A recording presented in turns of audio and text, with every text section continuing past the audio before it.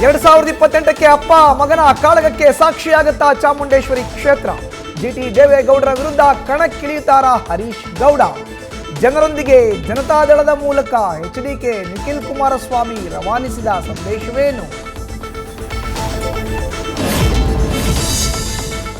SIR ಪ್ರಕ್ರಿಯೆಗೆ ರಾಜ್ಯ ಬಿಜೆಪಿಯಲ್ಲೂ alert. BJP ಗೆದ್ದಿರುವ ಕ್ಷೇತ್ರಗಳಲ್ಲಿ ಎಚ್ಚರ ವಹಿಸಿ ಅಂತ ಹೈಕಮಾಂಡ್ ಸಂದೇಶ. ಪ್ರಬಲ ಸಮುದಾಯಗಳ ಮತಗಳ ಮೇಲೆ ನಿಗಾ ಇಡಲು ಸೂಚನೆ.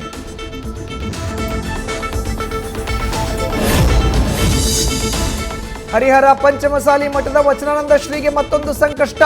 ಈಗಿರುವ ಪೋಕ್ಸೋ ಕೇಸ್ ಜೊತೆ ಇನ್ನೊಂದು ಪೋಕ್ಸೋ ಕೇಸ್ ದಾಖಲು ಸಾಧ್ಯತೆ. ಕಳೆದ ಏಪ್ರಿಲ್ನಲ್ಲಿ ಮಕ್ಕಳ ಕಲ್ಯಾಣ ಸಮಿತಿಗೆ 3 ಮಕ್ಕಳ ದೂರು ಸಂಬಂಧ ಎಫ್ಐಆರ್ ದಾಖಲು.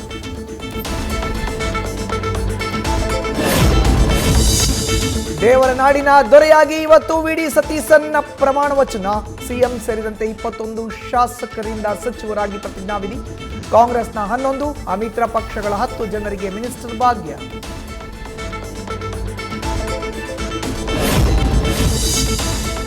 ಎಸ್ಮಾಗೂ ಕೇರ್ ಮಾಡಲ್ಲ. 11 ತಿಂಗಳ ಹಿಂಬಾಕಿ ಹಣ ಜಮಾ ಮಾಡಿದ್ರೂ ಮುಷ್ಕರ ನಿಲ್ಲಿಸಲ್ಲ. ಮೇ 19ರೊಳಗೆ ಬೇಡಿಕೆ ಈಡೇರಿಸೋಕೆ ಸಾರಿಗೆ ಇಲಾಖೆಗೆ ಡೆಡ್ಲೈನ್. ಇಲ್ದಿದ್ರೆ ಮೇ 20ಕ್ಕೆ ರಾಜ್ಯಾದ್ಯಂತ ಸಾರಿಗೆ ಮುಷ್ಕರ ಫಿಕ್ಸ್ ಅಂತ ನೌಕರರ ಎಚ್ಚರಿಕೆ. ನ್ಯೂಸ್ ಫಸ್ಟ್ ನಿರ್ಭೀತಿಯಿಂದ ನಿಮ್ಮ ಪರವಾಗಿ.